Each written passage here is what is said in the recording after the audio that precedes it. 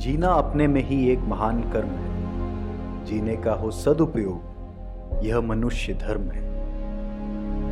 गांव के एक 14 वर्षीय लड़के के लिए जो 10वीं कक्षा की परीक्षा पास करने में असफल रहा, उसके लिए आशा का अर्थ क्या हो सकता है।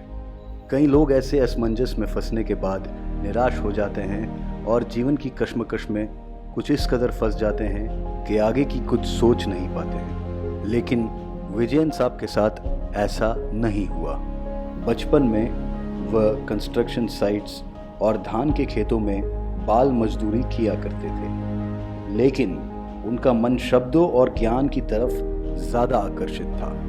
बाद में उन्होंने अर्थशास्त्र में मास्टर्स डिग्री हासिल की, यूजीसी की परीक्षा भी पास की। सिविल सेवा परीक्षा पास करने से पहले कॉलेज में एक लेक्चरर सहित कई सरकारी पदों पर आसीन हुए और अब भारतीय पुलिस सेवा में सबसे प्रसिद्ध अधिकारियों में से एक हैं। एक ऐसा पुलिस अधिकारी जिसकी पोस्टिंग राज्य के 4 महानगरों में हो चुकी हो, उसके लिए करुणा का अर्थ क्या हो सकता है। अधिकतर पुलिस वालों के लिए ये शहर की कानून व्यवस्था को ठीक करने तक ही सीमित रह सकता है, लेकिन पी विजयन के लिए ऐसा नहीं था।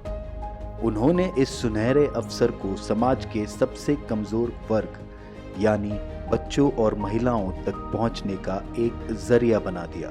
उन्होंने स्टूडेंट पुलिस कैडेट्स को डिजाइन किया और उसकी स्थापना की, जिसे अब पूरे देश में लागू किया जा रहा है। आज केरल के 1000 स्कूलों में ये है और 70,000 से अधिक कैडेट्स अभी ट्रेनिंग ले रहे हैं और कम से कम 1.5 लाख कैडेट्स पहले से ही प्रशिक्षित हैं।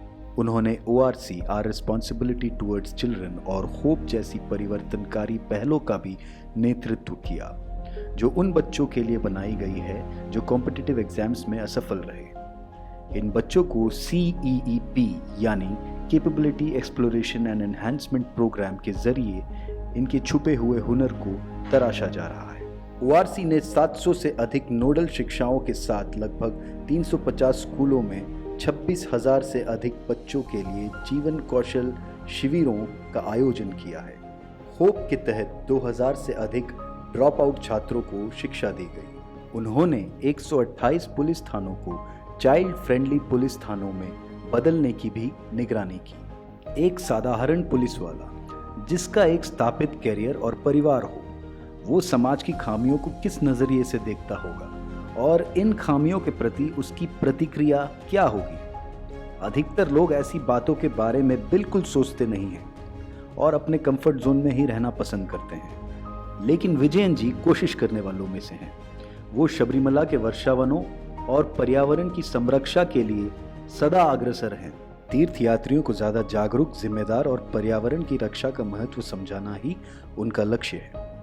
जब राष्ट्र कोविड-19 महामारी के चपेट में आया तो उन्होंने बाहर कदम रखा और फीड अ स्टमक कार्यक्रम शुरू किया, जहां बेघर प्रवासी मजदूरों और अन्य लॉकडाउन में फंसे लोगों के बीच 10 लाख से अधिक भोजन के पैकेट वितरित किए गए। दोस्तों, हम सभी के अंदर एक पी विजयन छुपा हुआ है।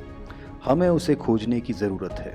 विजयन जी से हमें कभी निराश न होने की और सकारात्मक रहने की प्रेरणा मिलती है, क्योंकि दोस्तों, लहरों से डरकर नौका पार नहीं होती, कोशिश करने वालों की कभी हार नहीं होती।